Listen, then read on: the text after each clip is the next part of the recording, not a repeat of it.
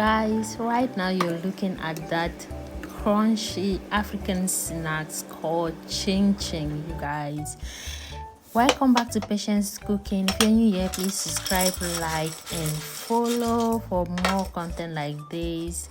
Today we are making an African ching ching, and this is a very delicious snack that you will not want to miss this. Okay, so first we will start with the dry ingredients, but I got all the ingredients on the screen that you can just look at it and then go get yours. Okay, so I mix the dry ingredients, and those dry ingredients are made with flour, some whole milk, some baking powder, some sugar, and some a little salt. So after mixing that, I added some butter and 1 egg and just mixed that until everything was well incorporated and even. So then I went with vanilla, and then also I added 1 spoon of condensed milk, and then I just also went further and add oat milk. So I prefer to use oat milk, but you can use like the normal milk or evaporated milk for this, and you will still get the same result. Okay, so I just mix everything together until the dough was right and ready, and then I cover these and let it stay for like 10 to 15 minutes so that it will sit right. Okay, so now I'm opening it and I'm just going to unravel this. I pressed it a little and divide it into 2, and then I went further and just apply some flour on the surface, and then I just went further and just mix to make sure that I get like,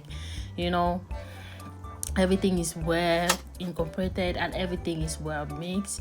And then I did that and then went straight to use my tool to just flatten this and make sure that it was well flattened before I start cutting it the way it should be. So you just need to just follow the process, yeah.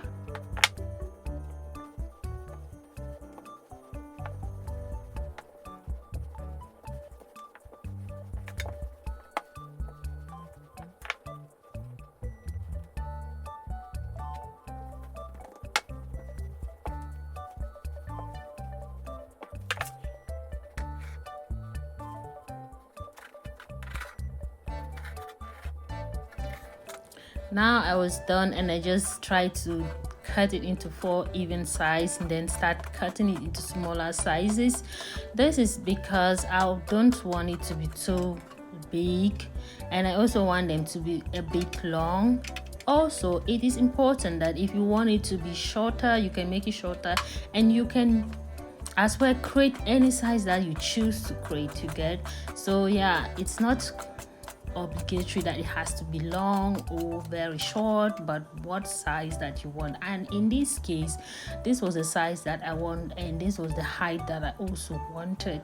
And yeah, so I will just be repeating the process until it was done and ready. Now you look at how it looks. You apply some flour so that it doesn't stick to each other, and make sure that you just get it right. Now I put some hot oil and allow it to get hot, very hot, and then I pour the dough inside and just stir it until it is golden brown. Okay, make sure you use medium heat so that it is well cooked and ready. So we'll just go about it until it is ready.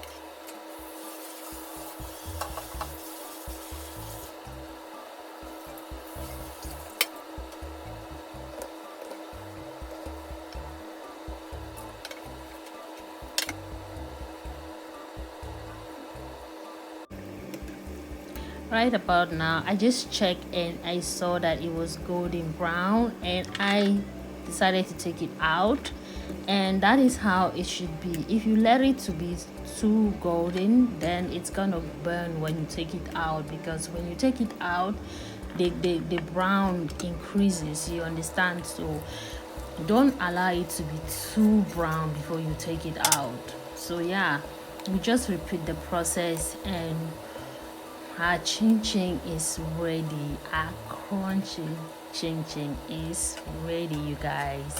Enjoy this snack. Like, share, and subscribe for more videos like this. Thank you. Bye for now.